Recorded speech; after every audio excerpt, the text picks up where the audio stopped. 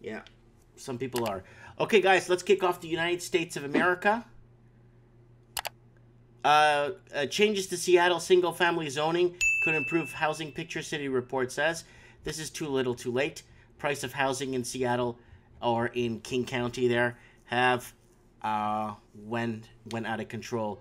So this is the home ownership rates in Seattle. So it's, listen to this, guys. 51% white, 44% Asian. Yep, the whole West Coast is, yeah. Wow. And then renters versus homeowners. So homeowners, 74,825 in 2005. Oh no, that's dollars. Okay, this is just the that's the pricing of okay, never mind. So majority of Seattle shielded from density. So a lot going on in Seattle, especially with them trying to rezone and fix this housing issue. Can we disclose laws to help prevail Seattle's housing market? Again, I covered this last week. This is basically now, because they tried to put a foreign buyer's tax in King County, and they tried doing it in the state of Washington, like the whole state itself.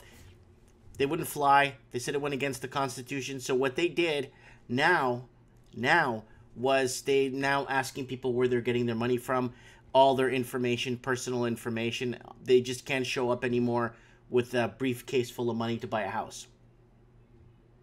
The infamous Northeast Portland Sugar Shack strip club to be demolished for housing. Oh no. The Sugar Shack strip club is closing now to put housing.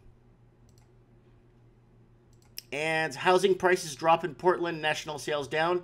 This is some good news, guys. The housing pricing is going down in Portland right now. The housing prices, in the state of Oregon was so out of control. They lost so much of their talent and so much of their good workers to other states like Nevada. Well, now sales of new U.S. homes plunged in October. So we wanted to know how the Portland metro area is now faring in this changing landscape. Our Jennifer Dowling talked to some local experts and joins us live to explain why this might come to a shock to some people. They kind of got used to this seller's market. That they did. This market could come as a surprise to sellers who might be shocked by the prices. They might not get what they're asking for in the time frame that they think. But for buyers, it's a nice change of pace. I would call this great news for buyers. Broker Alyssa Eisenstein Kruger has been watching prices drop along with the leaves this fall. She says this home was listed in September at $550,000. It just sold for only $515,000. I think it's 40-some% of homes are having price reductions. If you're listing a home today and you're basing it on spring sales, you're going to be in trouble. In the Pearl, Tim Monicum says he sold a luxury condo in the Cosmopolitan this spring for well over $1 million. This fall, a similar unit on a different floor sold for much less. Personally, I recently just sold a condominium where the exact same unit sold for 20% more in the spring. So someone selling this fall took a bit of a hit. And nationally, the number of newly built unsold homes sitting on the market climbed to its highest level in 9 years. And during the past 12 months, sales of new homes dropped 12% nationally as higher mortgage rates caused some would-be buyers to back away. Interest rates have risen enough where, just a half a percentage more points in interest is a $200 or $300 a month jump in a monthly payment. Alyssa says the sales of homes listed at over $500,000 in Portland have slowed the most, along with homes that need renovation or repairs. Time will tell if the pattern continues. This is a normal market. We were kind of on this extreme high for a few years, and the trick is just to be patient. I think it's been a seller's market for so long that the trend is definitely changing. As far as the time of year, Tim says the best time is now, November and December, to buy a new home just based on the sales throughout the year. No, don't buy nothing. Wait, it's going to keep going down even further. That's my opinion. And California housing crisis deepens Post-wildfire and new old homeless populations clash. Oh, God.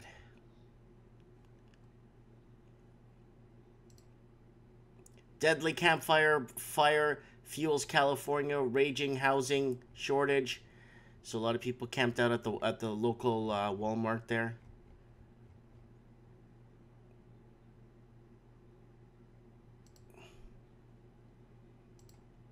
Should California subsidize housing with rent stamps? That's a good question. Yeah, why not? This way the rent's paid for.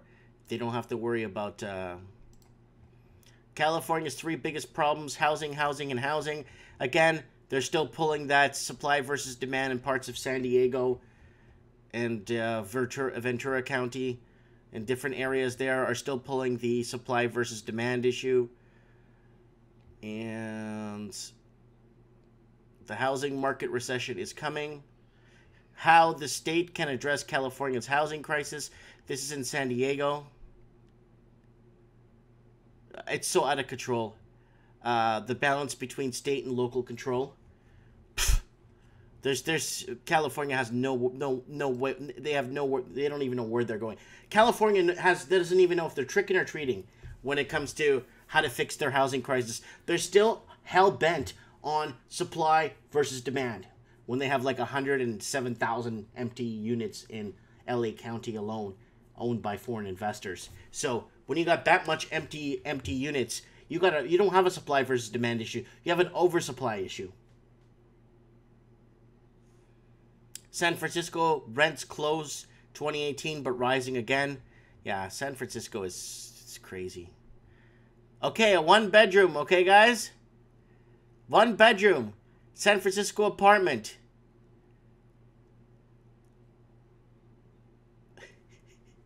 $3,560 a month US.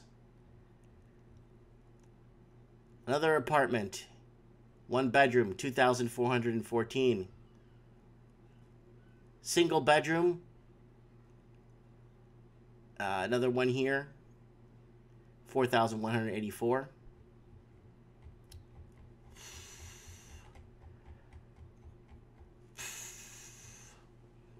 I don't know if you see the Paul Joseph Watson video of Portland and San Francisco. Oh, Las Vegas home prices set to rise nearly 8% in 2019. Las Vegas home prices will keep rising at one of the fastest rates in the country next year, and sales will only creep up according to new forecast.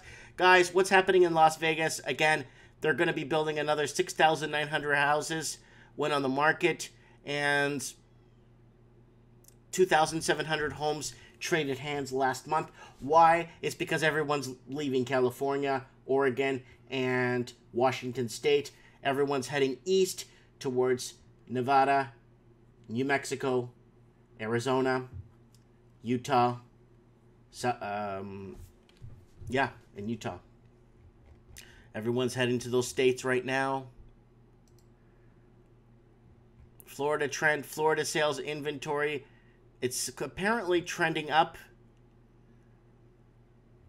Trending up in Florida. But I know there's a lot of foreclosures in Florida, and they're doing a good job hiding that. Nothing here. Back to the bottom for Chicago. We'll take the weakest housing market among 100 U.S. metropolitan areas. According to the new forecast, it's the first time we've brought up the rear. There it is, Chicago. At the bottom of this housing crisis. So, affordability levels should be there in Chicago.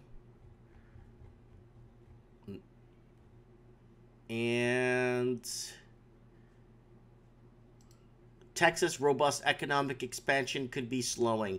Again, housing in Texas kind of shot up a little bit, and then now it's slowly starting to see a decline. And things are moving a little bit slow there in Texas right now. A slight decline in job growth and the cooling off of Texas housing market may be signs that the state's robust economic expansion could be starting to slow, according to a report. Although Texas economy is continuing to expand, the Fed's Texas Economic Update reports it finds showing signs of moderation. The Texas economy is continuing to grow at a robust pace. So Texas looks good too right now, but they're not too friendly to Californians down there. So